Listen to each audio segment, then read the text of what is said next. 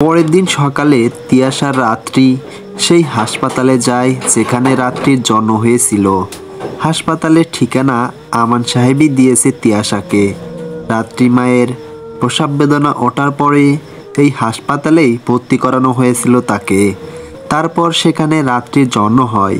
এরপর নিজের সদস্যজাত সন্তান আর স্ত্রীকে নিয়ে বাড়িতে চলে আসেন আমান সাহেব। এছাড়া আর কিছু না জানা নেই তার।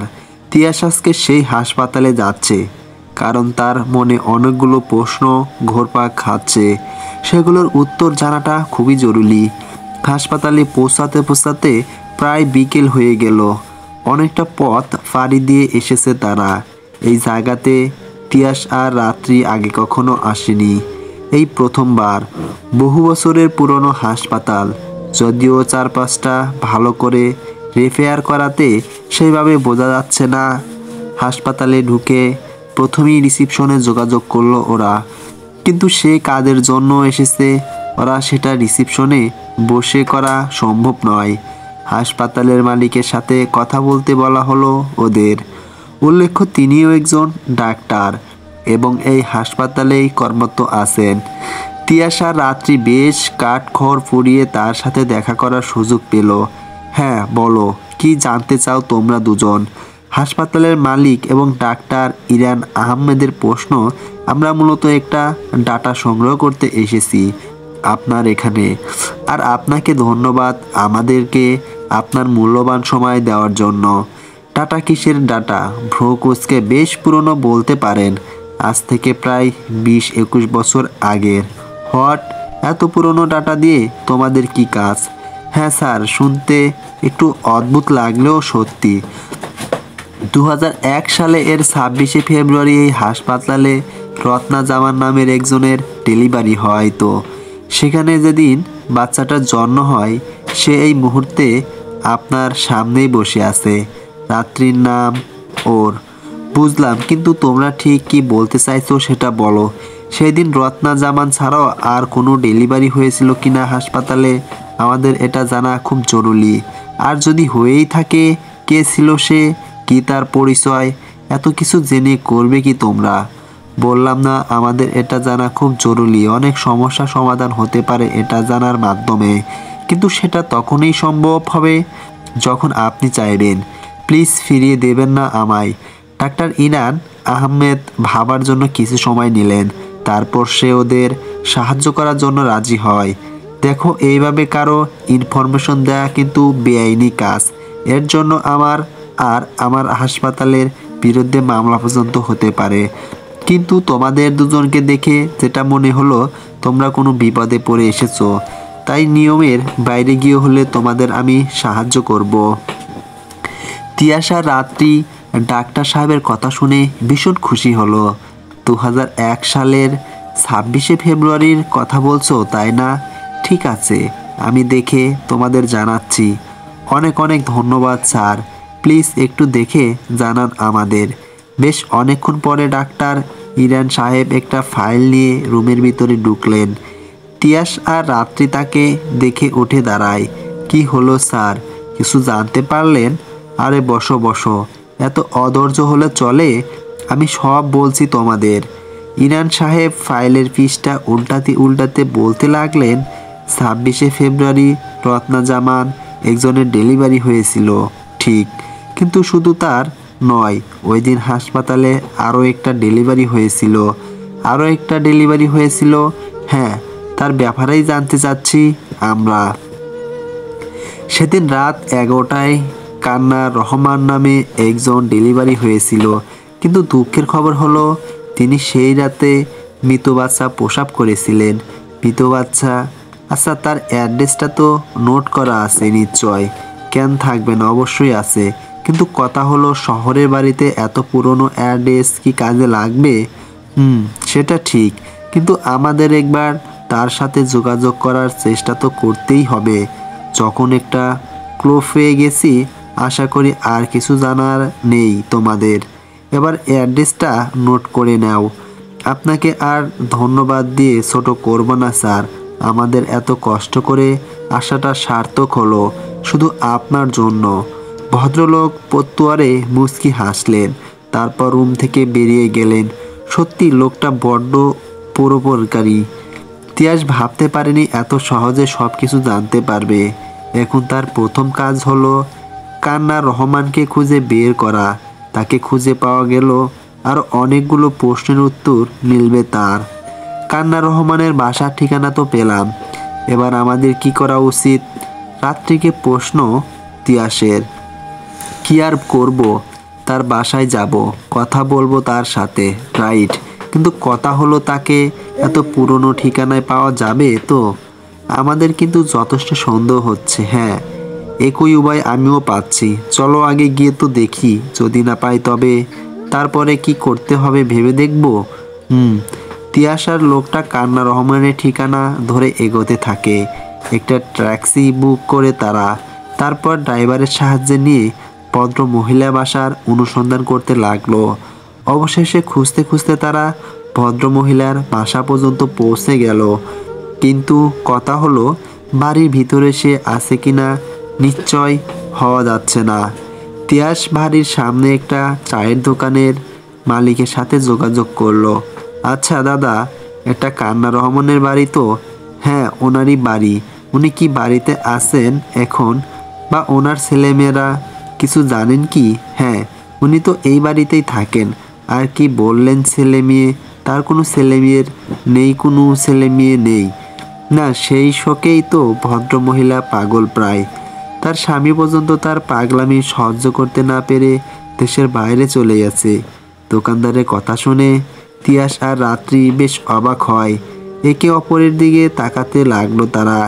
ঠিক বুঝলাম না আপনার কথা। আপনি বললেন ছেলে মেয়ে নেই, আবার ছেলে মেয়ের শোকে পাগল প্রায়। কেন, তারা কি আর কেউ বেঁচে নেই? সে এক লম্বা কাহিনী। অনেক বছর আগে একটা হাসপাতালে ডেলিভারি হয় ওনার। সেখানেই উনি এক মৃত বাচ্চার জন্ম দেন। কিন্তু তার দাবি সে নাকি কোনো মৃত বাচ্চার জন্ম দেয়নি। কেউ তার বাচ্চা চুরি করে মৃত বাচ্চা রেখে গেছে। সেই একই প্রলোভ এখনো উকি বুকে চলছেন। সবাই এত বোঝানোর চেষ্টা করেছে, কিন্তু সে কারোর কথা মানতে রাজি নয়। সন্তান হারানোর সেই দুঃখ পাগল বানিয়ে ছেড়েছে তাকে। যদিও এর কতটুকু সত্যি বা মিথ্যা আমরা কেউ জানি না। দোকানদারের কথা শুনে টনক নড়ে গেল তিয়াসার রাত্রির। দোকানদারের কথা শুনে টনক নড়ে গেল তিয়াসার রাত্রির। তার সাথে সাথে শেষ করে যত দ্রুত সম্ভব বাড়ির ভিতরে পা বাড়ালো তারা। বেশ পুরনো একটা বাড়ি, ভিতরে তেমন কোনো সারা শব্দ নেই। আর থাকবেই বা কি করে? মানুষ থাকলে তবে তো সারা শব্দ থাকবে। ঘরের মেইন দরজাটা ভিতর থেকেই খুলে রাখা হয়েছে, তাই ভিতরে ঢুকে বেগ পেতে হয়নি কারোর। বাড়ির ভিতরে ঢুকে এদিক ওদিক খুঁজতে লাগলো, কিন্তু অদ্ভুত ব্যাপার, কাউকে কোথাও দেখা যাচ্ছে না। অথচ সেই দোকানদারের ভাষ্যমতে কান্না রহমান এই বাড়িতেই থাকে। কি হলো, বাড়িতে তো কেউ নেই। তিয়াস, তাই তো দেখছি। তাহলে ওই দোকানদার কি বলল? মিথ্যা বলল না তো আমাদের? কাম অন অনার, আমাদের মিথ্যা বলে কি লাভ? কেন শুধু মিথ্যা বলতে যাবে আমাদের? তাও ঠিক, হয়তো আগে সত্যি কেউ ছিল, এখন আর সে নেই। এক্সট্রাইটলি আমিও তাই ভাবছি। কান্না রহমান এমনিতেই মানসিক বিকারগ্রস্ত। এই ধরনের মানুষের ব্যাপারে কিছু বলা যায় না। যখন যা খুশি করতে পারে সেসব ঠিক আছে, কিন্তু এখন ওনাকে খুঁজে না পেলে কি হবে বলুন তো? আচ্ছা চলো বাইরে গিয়ে খোঁজ করি, কিছু জানাবার মতো পেলে পেয়ে যাব। এই বলে তিয়াস রাত্রির হাত ধরে বাড়ি থেকে বেরিয়ে যেতে উদ্যত হলো। ঠিক তখনই একটা শব্দ ভেসে আসলো উপরের ঘর থেকে, কোনো কিছু পড়ে যাবার শব্দ। তিয়াসার রাত্রি সেই শব্দকে অনুসরণ করতে করতে ছুটে যায়। শব্দটা স্টোররুমের দিকে থেকে আসছে। আগে এই দিকে খুঁজতে আসেনি ওরা। তাছাড়া তখনও কোনো সারা শব্দ ছিল না এখানে। স্টোররুমে ঢুকে দুজনের চোখ ছানা বড়। নিজেদের সামনে একজন মধ্যবয়স্ক মহিলাকে দেখতে পায় ওরা। তার মানে নিশ্চয় উনি কান্না রহমান। উনি ছাড়া আর কেউই বা থাকবে এই বাড়িতে। রাত্রি এগিয়ে গেল তার দিকে। ঘরটা বেশ অন্ধকার। তিয়াস গিয়ে ধুগুলোয় জর্জরিত বন্ধ জানালাটা খুলে দিল। অমনি কিছুটা আলো ভিতরে এসে ঠিক করে পড়ল। চারপাশটা আলোকিত হয়ে যায়। কান্না রহমান প্রথমে রাত্রিকে দেখে বেশ ভয় পেয়ে যান, কিন্তু পরে বুঝতে পারলেন যারা তার কাছে এসেছে তারা তার জন্য ক্ষতিকারক নয়। ভয়ের মাত্রা কমে গেল। ক্ষীণ কণ্ঠে রাত্রি আর তিয়াসকে উদ্দেশ্য করে বলতে থাকে, তোমরা আমার মেয়েকে দেখেছো? আমার মেয়েকে দেখেছো তোমরা? কে তোমার মেয়ে, আর সে কোথায় আছে এখন? দোকানদারের কাছ থেকে সবটা জানা সত্ত্বেও রাত্রি তাকে প্রশ্ন করে, কারণ উনি মুখ খুললে হয়তো আরো অনেক অজানা কথা বেরিয়ে আসবে। সে তো আর নেই এখন আমার কাছে। নেই, কোথায় গেছে সে? না, ভুল বলছো গো তোমরা। সে যায়নি তো, তাকে চুরি করে নিয়ে গেছে। ওই ডাইনিটা আমার মেয়েকে চুরি করে নিয়ে গেছে। কি আপনার মেয়েকে চুরি করে নিয়ে গেছে? ওই ডাইনিটা। তোমরা ওকে খুঁজতে দিতে পারো? আপনার মেয়ে কবে চুরি হয়েছে আর কিভাবে চুরি হলো? আমি এত কিছু জানি না, শুধু এইটুকু দেখেছি ও আমার মেয়েকে চুরি করে নিয়ে গেছে আর আমার কাছে একটা মরা বাচ্চা রেখে গেছে। আর কিছু জানি না আমি। সবাইকে এত করে বললাম, কেউ বিশ্বাস করলো না আমার কথা। কেউ বিশ্বাস করলো না, সবাই পাগল বলে আমায়। কিন্তু কান্না রহমানের কথা শুনে বোঝা গেল উনি মোটেও মানসিক বেদাগ্রস্ত মানুষ নয়। যদিও কথাবার্তার ধরন ভীষণ এলোমেলো, পাগলাটে ধরনের, কিন্তু সেগুলো নিছক ওনার মনের কল্পনা নয়, হয়তো সব সত্যি। আচ্ছা শুনুন মা, যে মহিলা আপনার বাচ্চা চুরি করে নিয়ে গেছে তাকে দেখলে চিনতে পারবেন তো আপনি? কি বললে? তুমি আমাকে মা বলে ডাকলে? জানো এই ডাকটা শোনার জন্য কতগুলো বছর ধরে অপেক্ষা করে আছি আমি। কেউ মা বলে ডাকে না আমায়, পাগল বলে তাড়িয়ে দেয়। তুমি আমায় মা বলে ডাকলে আমার মেয়েকে খুঁজতে দাও না, দাও না, খুঁজে দাও। মা ডাকাটা একান্ত মুখ ফসকে বেরিয়ে গেছে রাত্রির মুখ থেকে, কিন্তু ভদ্রমহিলা এই ডাকটা শুনে যেন পুরো সতেজ হয়ে উঠলেন। মুখে হাসির রেখা ফুটে উঠল তার। আমি কি বলেছি আপনি ওই মহিলাকে চিনতে পারবেন দেখলে? পারবো না মানে? 100 বছর পরও ওই ডাইনির চেহারা আজও ভুলিনি আমি। তোমরা জানো তো আমি খুব ভালো ছবি আঁকতাম এক সময়ে। ওর একটা ছবি এঁকে রেখেছি আমি। দেখবে তোমরা, দেখবে। কান্না রহমানের কথা শুনে তিয়াস আর রাত্রি পরস্পরের দিকে তাকায়। তারা ভাবতেও পারছে না একটু পরে কি ঘটবে। কান্না রহমান সত্যি কি রাত্রি মায়ের ছবি দেখাবে নাকি অন্য কারো? এটা ভেবেই গলা শুকিয়ে যাচ্ছে রাত্রির। হ্যাঁ দেখান, আমরাও দেখতে চাই কে আপনার এত বড় সর্বনাশ করলো। তিয়াস, দাঁড়াও দাঁড়াও, একটু দাঁড়াও, আমি আনছি। এই বলে কান্না রহমান পিছনের দিকে চলে গেলেন। একটু পরে হাতে একটা ড্রয়িং নিয়ে ফিরে আসে সে। অনেক বছর আগে এঁকে রেখেছে বলে মনে হচ্ছে।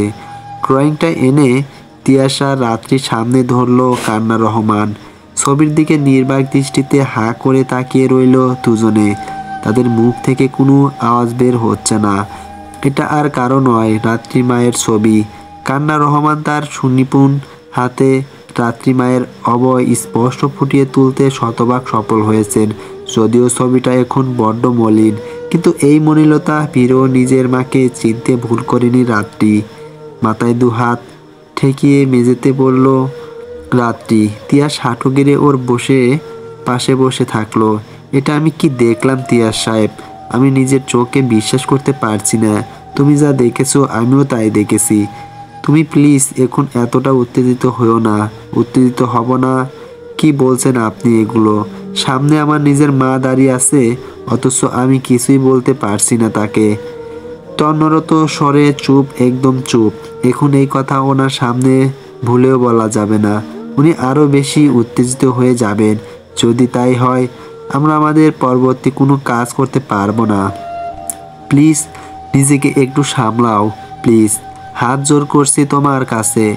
আপনি আসলে আমার মনের অবস্থাটা বুঝতে পারছেন না। তোমার মনের অবস্থা আমি ছাড়া কেউ ভালো বুঝতে পারে না। ট্রাস্ট মি, আমি সব ঠিক করে দেব। এখন দয়া করে নিজেকে সামলাও। সবটা এভাবে নষ্ট করে দিও না। কান্না রহমান লক্ষ্য করলেন এরা দুজন নিজে বসে কোনো বিষয়ে কথা বলছে। এই তোমরা দুজনে কি কথা বলছো? আমার মেয়েকে খুঁজে দিবে কিনা বললে না তো? হ্যাঁ, কথা দিচ্ছে আপনার মেয়েকে আপনার কাছে ফিরিয়ে দেব আমি, আর আপনার ডাইনিও তখন আপনি তার শাস্তি দেবেন। তিয়াস রাত্রিকে দাঁড় করাতে করাতে বলল, তোমরা সত্যি বলছো? আমার বিশ্বাস হচ্ছে না। সত্যি তোমরা আমার মেয়েকে আমার কাছে ফিরিয়ে দেবে? হ্যাঁ, দেব। আর খুব শীঘ্রই। এটা শুনে কান্না হাততালি দিতে দিতে আনন্দে প্রায় লাফানো শুরু করে দিলেন। এদিকে চোখ বেয়ে জল গড়িয়ে পড়ছে অনবরত। নিজের মায়ের এই দুর্দশা দেখতে পারছে না সে। এই দুঃসময়ে মাকে কিছু বলতেও পারছে না সে। এর থেকে যন্ত্রণাদায়ক আর কি হতে পারে একটা মেয়ের জন্য? আচ্ছা, কাল সকালে আমাদের সাথে আপনাকে বেরোতে হবে। আপনি যাবেন তো আমাদের সাথে? বেরোতে হবে। না না, আমি বের হব না। ওরা সবাই আবার পাগল বলে খেপাতে আসবে আমায়। না, এবার কেউ কিছু করতে আসবে না। আমরা যেভাবে বলবো সব কথা শুনবেন, ঠিক আছে? বলেছি না আপনার মেয়েকে খুঁজে দেব, তাকে খুঁজতে হবে না। অবশেষে কান্না রহমান ওদের সাথে বেরোতে রাজি হলেন। রাতটা এই বাড়িতেই থাকার পরিকল্পনা করলো তিয়াস। একজন লোক আছে যে কান্না রহমানের জন্য 3 বেলা খাবার দিয়ে যান। সেই খাবার খেয়ে এতগুলো বছর বেঁচে আছেন উনি। ভদ্রলোককে জিজ্ঞেস করতে সে উত্তর দেয় খাবারের ব্যবস্থা তার স্বামী করে রেখে গিয়েছিলেন, যিনি কিনা এখন দেশের বাইরে থাকেন। যাই হোক, 2টো রুম পরিষ্কার করে তাতে তিয়াসা রাত্রি শুয়ে পড়ল। কান্না রহমান তার ঘরে অনেক চেষ্টা করে রাত্রিকে তার ওর ঘরে আনতে পারেনি। রাত প্রায় 2টো তখন। হঠাৎ ঘুম ভেঙে গেল রাত্রির। বুঝতে পারল নিজের বিছানায় আর নেই সে। কেউ তাকে টেনে হিঁচড়ে নিয়ে যাচ্ছে। চিৎকার করা বা কিছু দেখার উপায় নেই পর্যন্ত নেই, কারণ তার মুখ আর চোখ তখন একটা শক্ত কাপড় দিয়ে বাঁধা। লোকটাকে রাত্রিকে একটা ঘরের ভিতরে নিয়ে গেল, তারপরে দরজাটা বন্ধ করে দেয়। রাত্রি ভয়ে থরথর করে কাঁপতে লাগলো। লোকটা ধীরে ধীরে এগিয়ে আসে তার দিকে। তারপর ওকে পিছন থেকে খুব বাজেভাবে জড়িয়ে ধরল। তার উষ্ণ নিঃশ্বাস রাত্রি নিজের ঘাড়ের উপরে উপলব্ধি করতে পারছে। এরপর লোকটা রাত্রির মুখে বাঁধন খুলে দিল। কে তুমি? দেখো, আমার সাথে একদম খারাপ কিছু করার চেষ্টা করবে না বলে দিচ্ছি। লোকটা তখনও চুপ, কোনো কথা বলছে না। রাত্রি এই মুহূর্তে তিয়াসের প্রয়োজন অনুভব করছে ভীষণভাবে। ও নিশ্চয় নিজের ঘরে অঘরে ঘুমাচ্ছে। রাত্রির এরপর বুঝতে করলো ওর বুকের উপর সে ধারালো কিছু রেখেছে, হয়তো ছুরি হবে। তারপর সেটা ধীরে ধীরে উপরের দিকে উঠতে লাগলো। এক পর্যায়ে লোকটা ছুরির অগ্রভাগ দিয়ে রাত্রি চোখের বাঁধন এক টানে খুলে দিল। এরপর সে রাত্রিকে নিজের দিকে টেনে নেয়, তার ছুরিটা রাত্রির গলার বরাবর। লোকটার হিংস্র চেহারা দেখে রাত প্রায় 2টো তখন। হঠাৎ ঘুম ভেঙে গেল রাত্রির। বুঝতে পারল নিজের বিছানায় আর নেই সে। কেউ তাকে টেনে হিঁচড়ে নিয়ে যাচ্ছে। চিৎকার করা আর বা কিছু দেখার উপায় নেই, কারণ তার মুখ আর চোখ তখন একটা শক্ত কাপড় দিয়ে বাঁধা। লোকটা রাত্রিকে একটা ঘরের ভিতরে নিয়ে গেল, তারপরে দরজাটা বন্ধ করে দেয়। রাত্রি ভয়ে থরথর করে কাঁপতে লাগলো। লোকটা ধীরে ধীরে এগিয়ে আসে তার দিকে। তারপর ওকে পিছন থেকে খুব বাজেভাবে ধরিয়ে ধরল।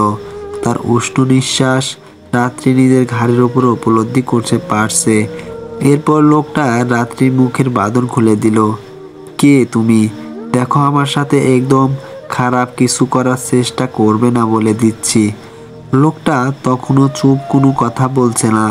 রাত্রি এই মুহূর্তে তিয়াসের প্রয়োজন অনুভব করছে ভীষণভাবে। ও নিশ্চয় নিজের ঘরে অঘরে ঘুমাচ্ছে। রাত্রি তারপর বুঝতে করলো ওর বুকের উপর সে ধারালো কিছু রেখেছে, হয়তো ছুরি। তারপর সেটা ধীরে ধীরে উপকারের দিকে উঠতে লাগলো। এক পর্যায়ে এলো ছুরির অগ্রভাগ দিয়ে রাত্রি চোখের বাঁধন এক টানে খুলে দিল। এরপর সে রাত্রিকে নিজের দিকে টেনে নেয়, তার ছুরিটা রাত্রি গলা বরাবর। লোকটার হিংস্র চেহারা দেখে আতঙ্কে উঠল রাত্রি। অস্পষ্ট স্বরে সে বলে উঠল, তিয়াস তুমি? তিয়াস রাত্রিকে কিছু বুঝে ওঠার সুযোগ না দিয়েই গলায় ছুরিটা চালিয়ে দেয়। অমনি প্রকাণ্ড এক চিৎকার দিয়ে ঘুম থেকে জেগে গেল রাত্রি। সারা শরীর ঘেমে একাকার তার। ওর চিৎকার শুনে পাশের ঘর থেকে তিয়াস ছুটে এলো। আরে কি হলো তোমার? এভাবে চিৎকার করছো কেন? একদম কাছে আসবে না আমার, একদম কাছে আসবে না।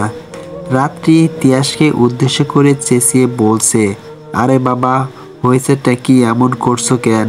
তুমি আমার কাছে আসবে না বললাম না? আমার মনে হচ্ছে তুমি বাজে কোনো স্বপ্ন দেখেছো। দেখো, এভাবে ভয় পাবার কিছু নেই। তিয়াস দেখতে পাচ্ছে রাত্রি ওকে দেখে রীতিমতো আতঙ্কে কাটা হয়ে আছে। রাত্রির বারণ অগ্রহ করে ধীরে ধীরে ওর দিকে এগিয়ে গেল। আমার কাছে আসছো কেন? বলছি না দূরে সরে যাও আমার থেকে। দূরে সরে যাবার জন্য তো আসিনি আমি। তুমি আমার কথা বুঝতে পারছো না কেন? কাছে আসার জন্য আসিনি মানে খুন করতে এসেছো আমায়, তাই না? তিয়াস ভালো করেই বুঝতে পারছে রাত্রি নিশ্চয় কোনো দুঃস্বপ্ন দেখেছে, তাই এমন ভুলভাল বকছে। ওর মনের ভয় কাটাতে না পারলে মুশকিল হয়ে যাবে।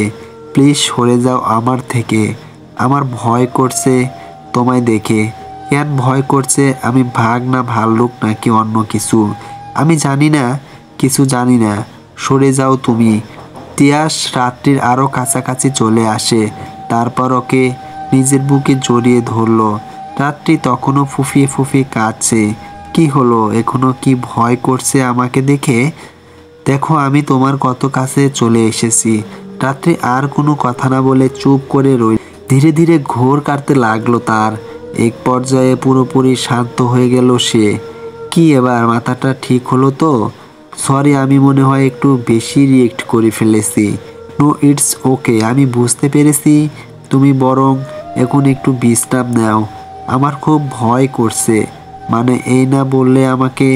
আরে আপনার জন্য না, সত্যি আমার এই জায়গাটা কেমন জানি লাগছে। আপনি প্লিজ থাকুন না আমার কাছে। সেটা সম্ভব না যে ম্যাডাম। সম্ভব না? কেন সম্ভব না? একটা ছেলে এবং মেয়ে এভাবে এক ঘরে রাত কাটাতে পারে না।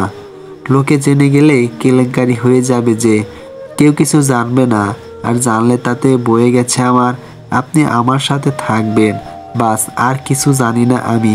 থাকতেই হবে বলছো? হ্যাঁ। আপনি চলে গেলে আমি কিন্তু আবারও চিৎকার করব।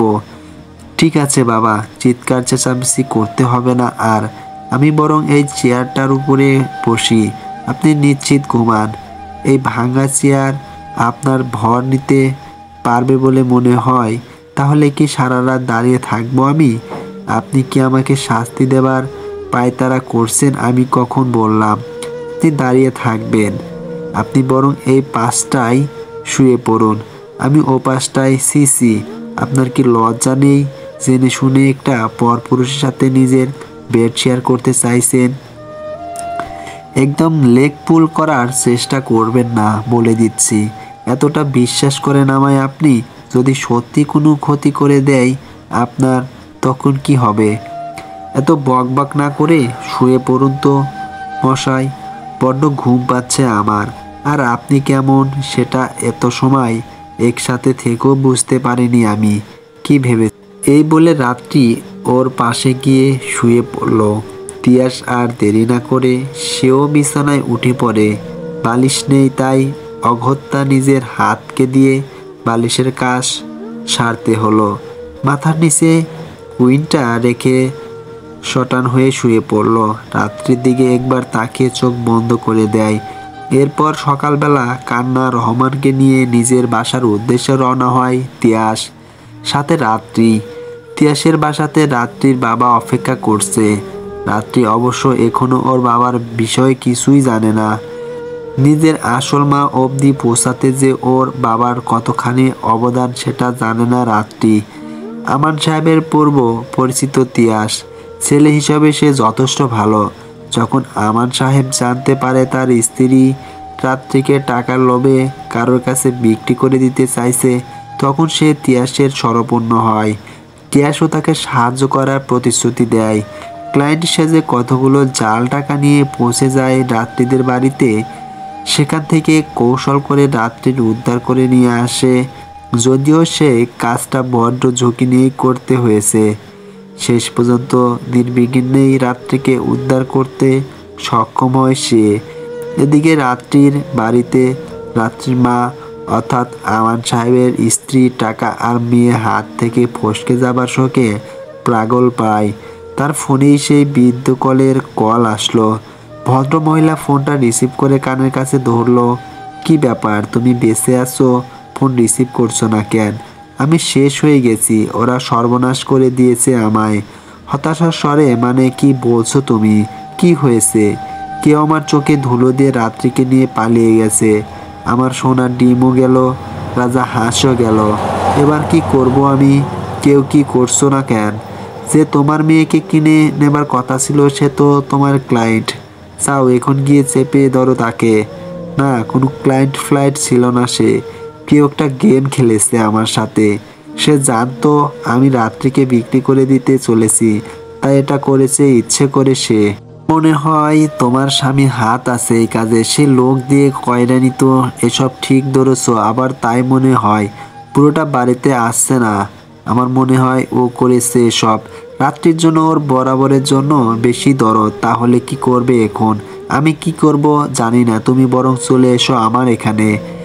আমার মাথা কাজ করছে না আজকাল, জানি না কখন কি করে ফেলি নিজেকে। ঠিক আছে, তুমি সামলাও নিজেকে, আমি আসছি। তারপর দুজন মিলে একটা বুদ্ধি খুঁজে বের করব। একবার ওই বুড়োটাকে পাই হাতের কাছে আর ওর মেয়েকে, তারপর বুঝাবো আমার সাথে পাঙ্গা নেবার কি ফল হতে পারে। ওদের ছাড়বো না আমি। দুটোকেই দেখে নিব। যা করার ঠান্ডা মাথায় করতে হবে আমাদের। আমি শীঘ্রই আসছি, তুমি নিজেকে একটু শান্ত রাখো। হ্যাঁ, এসো, তাড়াতাড়ি এসো। তিয়াস রাত্রি আর তার মাকে নিয়ে নিজের বাড়িতে চলে আসলো। সেখানে রাত্রি আমান সাহেব অর্থাৎ নিজের বাবাকে দেখে অবাক। তিয়াস রাত্রিকে বুঝিয়ে বলে আজকে রাত্রি নিজের আসল মাকে খুঁজে পেয়েছে, যে মানুষটির জন্য সে আর কেউ নয়, তার বাবাই। আমান সাহেব রাত্রিকে উদ্ধার করার ব্যবস্থা না করলে আজ ওর সাথে আরো ভয়ানক কিছু হতে পারত।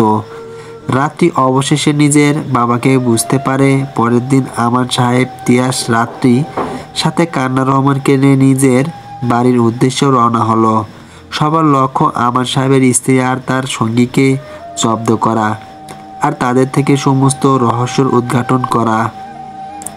রাত্রিদের বাড়িতে সেই বৃদ্ধ এসে হাজির হয়, তার সাথে একটা মেয়ে। আমান সাহেবের স্ত্রী মেয়েটাকে দেখে বেশ অবাক হলো। এ কে? কাকে নিয়ে এলে আমার বাড়িতে? ও আমার সাথেই থাকে।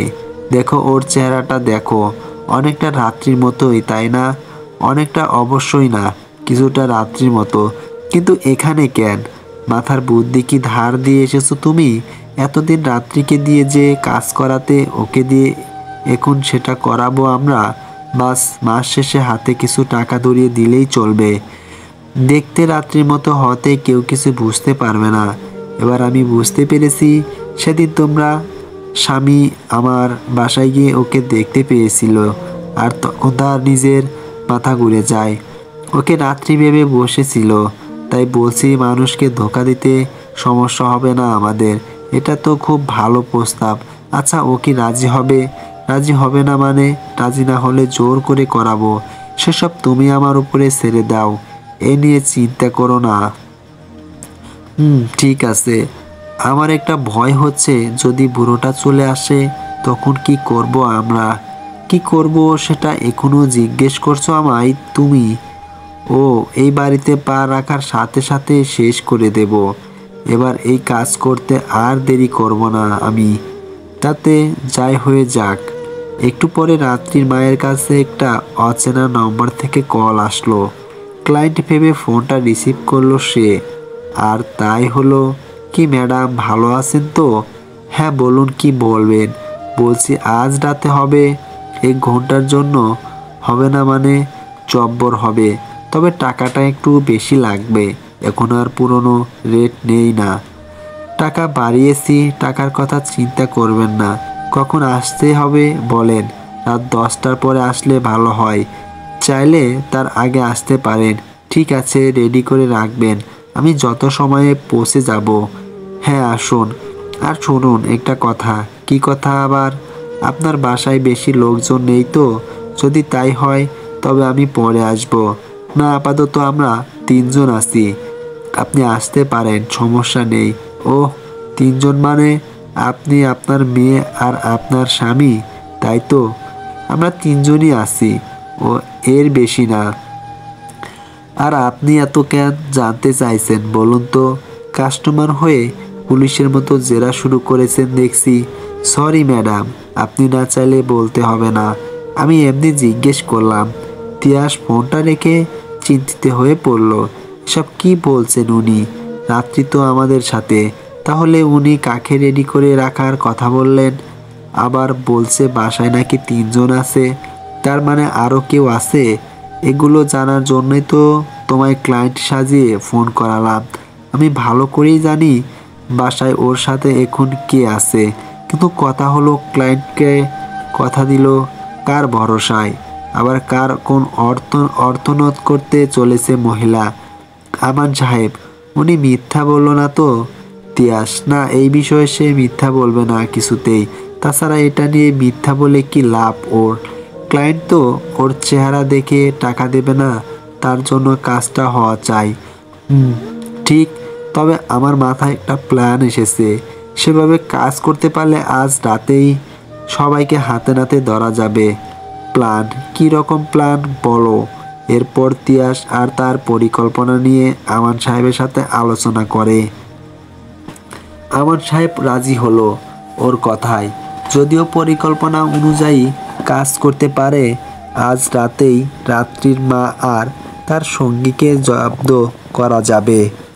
একটু পরে তিয়াস আবারও রাত্রির মাকে ফোন করে।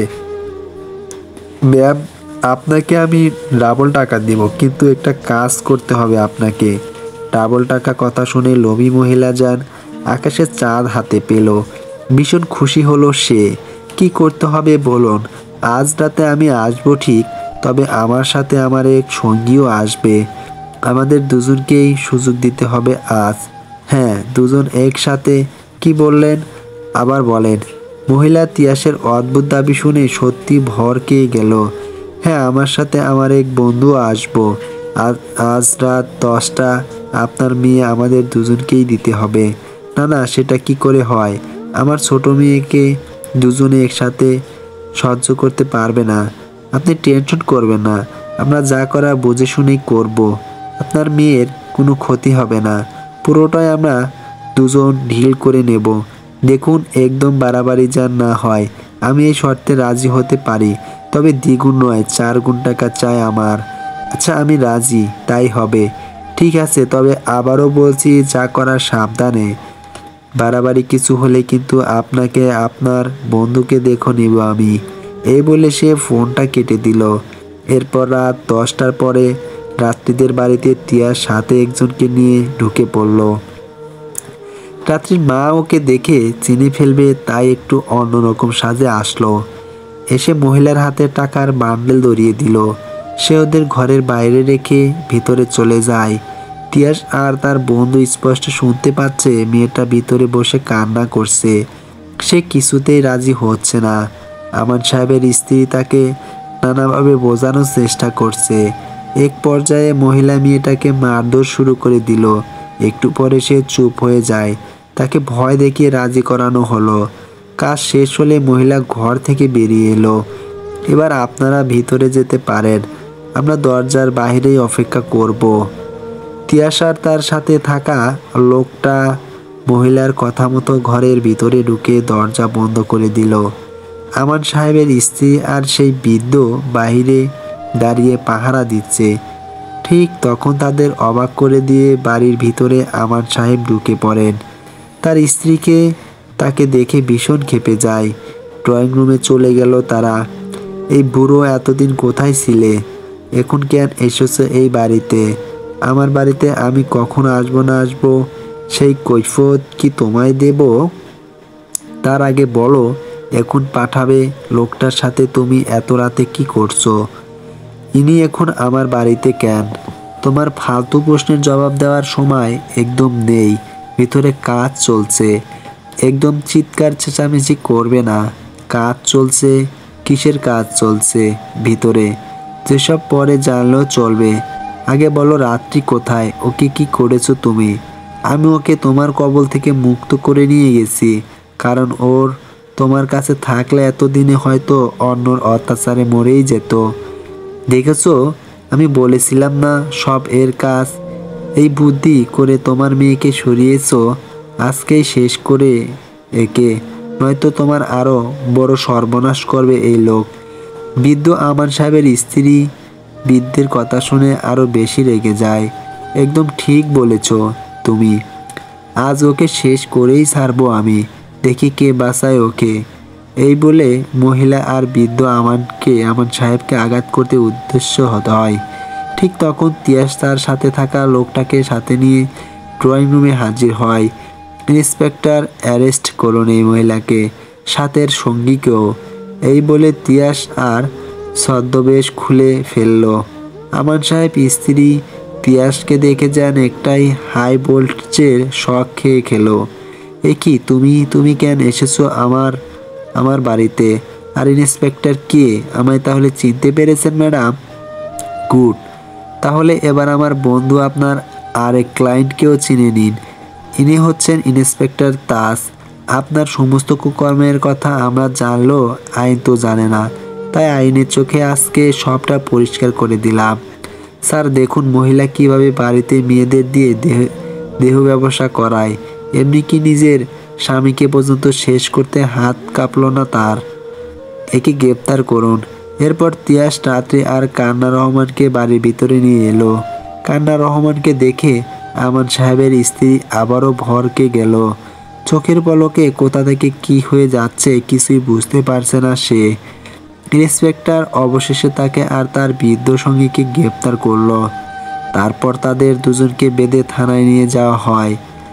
আদালতে নিজেদের সমস্ত কৃতকর্মের কথা স্বীকার করে আমান সাহেবের স্ত্রী আর তার সঙ্গী 20 বছর আগে যখন সে জানতে পারে একটা মৃত বাচ্চার জন্ম দিয়েছে, অথচ তার পাশের কেবিনে একজন সুস্থ বাচ্চার জন্ম দিয়েছে।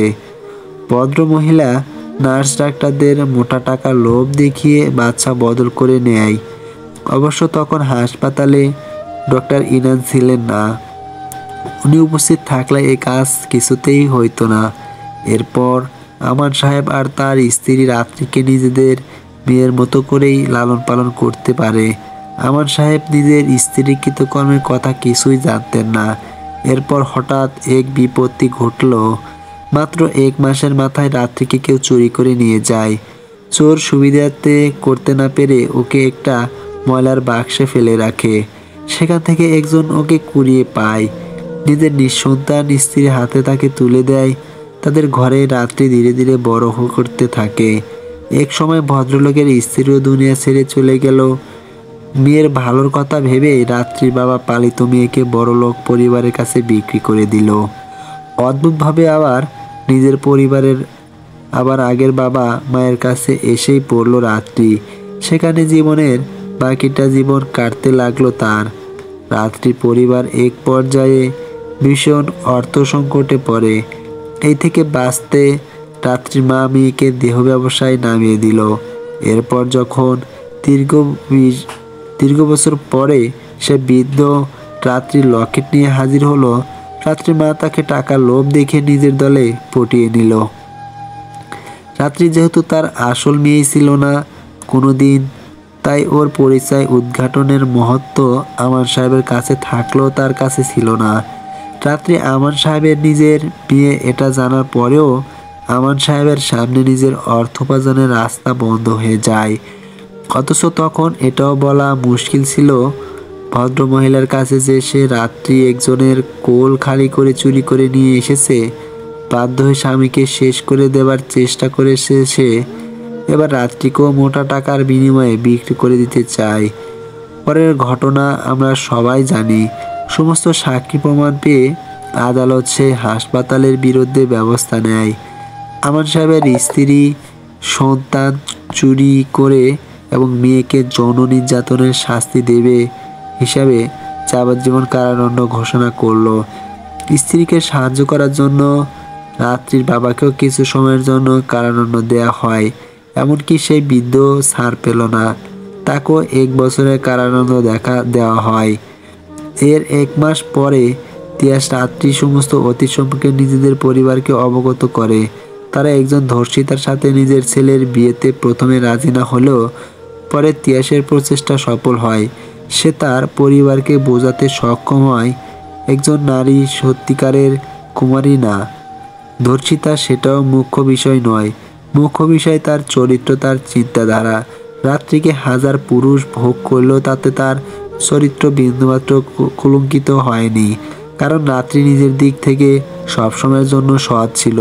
তার চিন্তাভাবনা সৎ ছিল। এমন একজনকে স্ত্রী হিসেবে পেয়ে নিজেকে ধন্য মনে করে তিয়াস, এবং সে চেষ্টা করে আর কোনো কারণে যেন রাত্রিকে দুঃখ বা কষ্ট পেতে না হয়। এরপর মহামধু ধুমধামে তিয়াস রাত্রির বিবাহ সম্পন্ন হয়।